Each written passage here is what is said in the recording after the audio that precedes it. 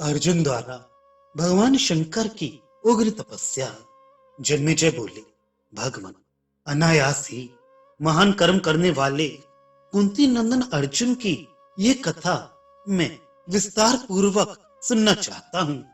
उन्होंने किस प्रकार अस्त्र प्राप्त किए, पुरुष थे महाबाहु तेजस्वी धनंजय उस निर्जन वन में निर्भय के समान कैसे चले गए थे। ब्रह्मवेत्ताओं में श्रेष्ठ महर्षि उस वन में रहकर पार्थ ने क्या किया, भगवान शंकर तथा देवराज इंद्र को कैसे संतुष्ट किया। विप्रवर, मैं आपकी कृपा से ये सब बातें सुनना चाहता हूँ। सर्वज्ञ, आप दिव्य और मानुष सभी वृतांतों को जानते हैं।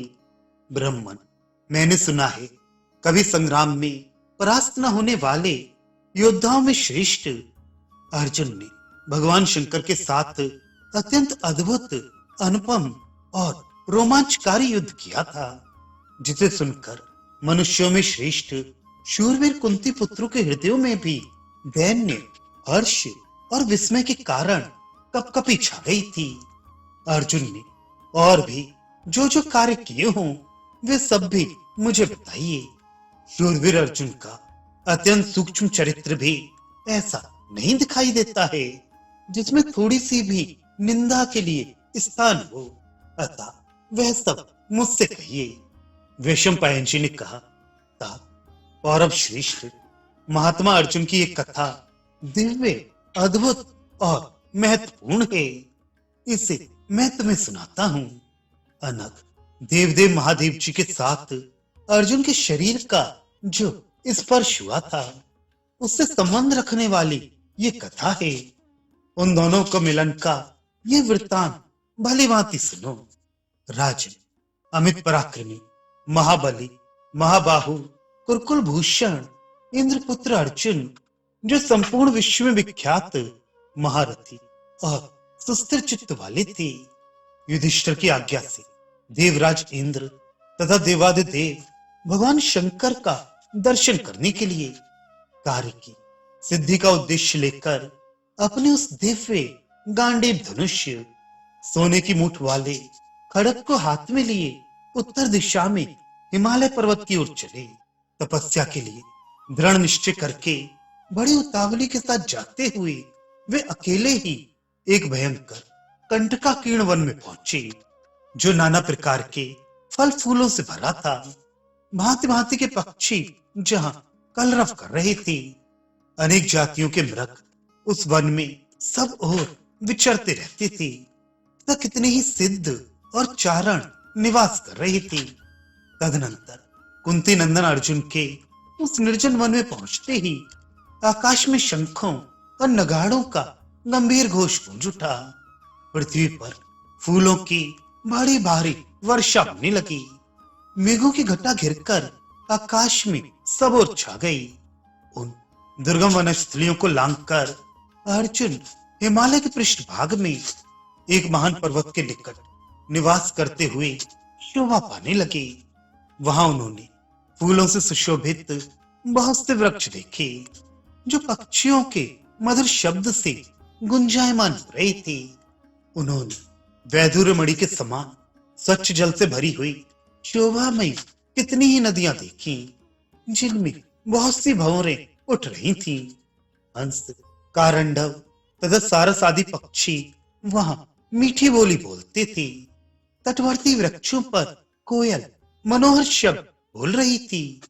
क्रौंच के कलरव और मयूरों की केका ध्वनि भी वहां सब ओर गूंजती रहती थी। उन नदियों के आसपास मनोहर वन श्रेणी सुशोभित होती थी। हिमालय के उस शिखर पर पवित्र, शीतल और निर्मल जल से भरी हुई उन सुंदर सरिताओं का दर्शन करके अतिरथी अर्जुन का मन प्रसन्नता से खिल उठा।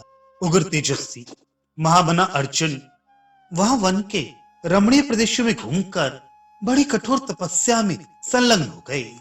कुश का ही चीर धारण किए तथा दंड और मृग चर्म से विभूषित अर्जुन पृथ्वी पर गिरे हुए सूखे पत्तों का ही भोजन के स्थान में उपयोग करते थे। एक मास तक वे 3-3 रात के बाद केवल फलाहार करके रहे। दूसरे मास को उन्होंने पहले की अपेक्षा दूने दूने समय पर अर्थात 6-6 रात के बाद फलाहार करके व्यतीत किया। तीसरा महीना 15-15 दिन में भोजन करके बिताया। चौथा महीना आने पर भरत श्रेष्ठ, पांडुनंदन, महाबाहु अर्जुन केवल वायु पीकर रहने लगे। वे दोनों भुजाएं ऊपर उठाई बिना किसी सहारे के पैर के अंगूठे के अग्रभाग के बल पर खड़े थे।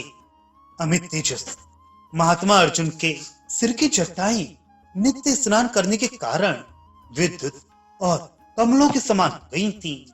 तदनंतर भयंकर तपस्या में लगे हुए अर्जुन के विषय में कुछ निवेदन करने की इच्छा से वहां रहने वाले सभी महर्षि पिनाकधारी महादेव जी की सेवा में गए। उन्होंने महादेव जी को प्रणाम करके अर्जुन का वे तपरूप कर्म कह सुनाया। वे बोले, भगवान, ये महातेजस्वी कुंती पुत्र अर्जुन हिमालय के पृष्ठभाग में स्थित हो अपार एवं उग्र तपस्या में संलग्न है और संपूर्ण दिशाओं को धूमाच्छादित कर रहे हैं। दिव्येश्वर, वे क्या करना चाहते हैं इस विषय में हम लोगों में से कोई कुछ नहीं जानता। वे अपनी तपस्या के संताप से हम सब महर्षियों को संतप्त कर रहे हैं। अतः आप उन्हें तपस्या से सद्भाव पूर्वक निवृत्त कीजिए। पवित्र चित्त वाले उन महर्षियों का यह वचन सुनकर भूतनाथ भगवान शंकर इस प्रकार बोले। महादेव जी ने कहा, महर्षि, तुम्हें अर्जुन के विषय में किसी प्रकार का विषाद करने की आवश्यकता नहीं है। तुम आलस्य रहित हो, शीघ्र ही प्रसन्नता पूर्वक जैसे आए हो वैसे ही लौट जाओ। अर्जुन के मन में जो संकल्प है मैं उसे भली भांति जानता हूं। उन्हें स्वर्ग लोक की कोई इच्छा नहीं है। वे ऐश्वर्य तथा आयु भी नहीं चाहते। वे जो कुछ पाना चाहते हैं वह सब मैं आज ही पूर्ण करूंगा। वैशंपायन जी कहते हैं, भगवान शंकर का यह वचन सुनकर वे सत्यवादी महर्षि प्रसन्न चित्त हो फिर अपने आश्रमों को लौट गए।